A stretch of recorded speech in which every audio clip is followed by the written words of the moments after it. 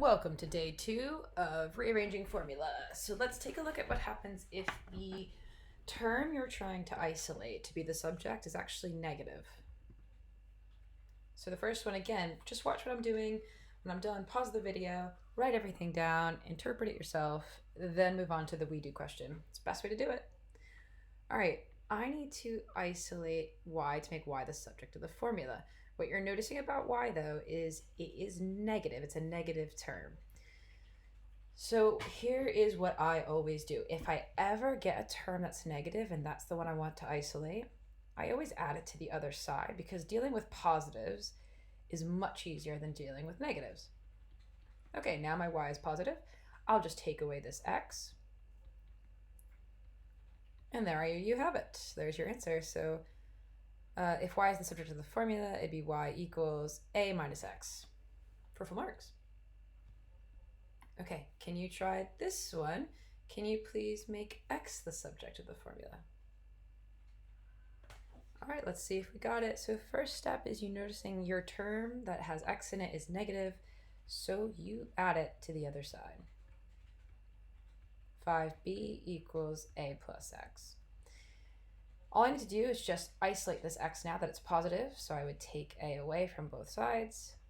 So hopefully you got for your final answer 5b minus a equals x for full marks. All right, let's try this one. Make y the subject of the formula. Before I can deal with this negative, I have to realize that first it's actually being divided by a, so best first step is to multiply both sides by a. You end up getting x times a equals negative y. What is the inverse of multiplying by negative 1? Technically, the inverse here of multiplication is division, so you can divide both sides by negative 1. For me, it makes more intuitive sense to just multiply both sides by negative 1 because that would actually turn this to positive y. So that's what I'm going to do. And I get y equals negative xa. Can you please try this one? Can you make x the subject of the formula? Alrighty, let's see. Did you multiply both sides first by v plus w, the whole quantity? So v plus w. Can we get rid of that? Thank you. Okay, and then let's see, u times the quantity v plus w equals negative x. You can if you want. If you want to expand this here, feel free. I'm not going to because honestly, it's just extra work. So let's keep going. I'm going to multiply both sides by negative 1.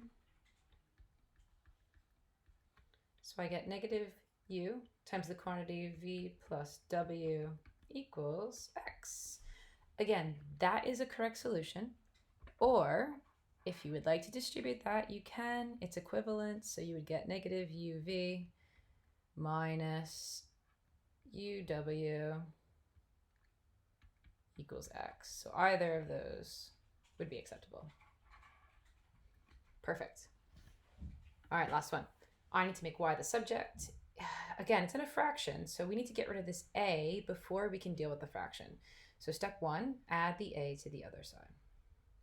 Negative y divided by 5 equals m plus a. Next step, I'm going to multiply both sides by 5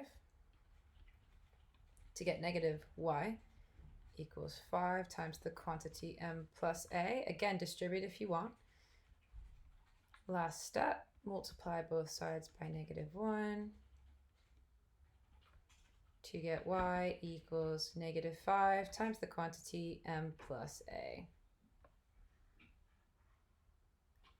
If you distributed, your final solution would be, so or y equals negative 5m minus 5a. Both are correct.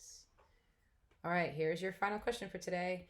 Can you please make x the subject of this formula? And when you think you have it, answer my multiple choice question on Firefly.